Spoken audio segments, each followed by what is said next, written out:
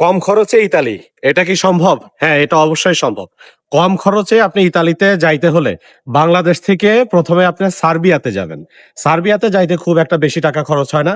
সার্বিয়াতে যাওয়ার পরে আপনি সেখান থেকে অনেক ওয়ে পেয়ে যাবেন ইতালিতে যাওয়ার। সেটা বৈধভাবেও হতে পারে, আবার অবৈধভাবেও হতে পারে। অবৈধভাবে যাওয়া নিয়ে আমি কোনোভাবেই এটাকে প্রমোট করি না।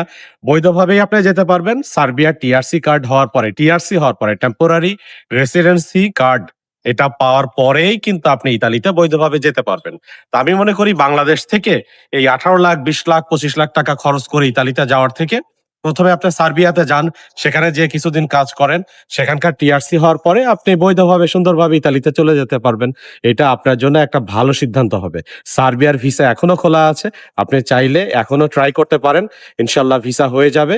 কিন্তু সার্বিয়াতে যাওয়ার পরে আপনি চেষ্টা করবেন সেখানে কিছুদিন থেকে তারপরে ইতালিতে মুভ করার।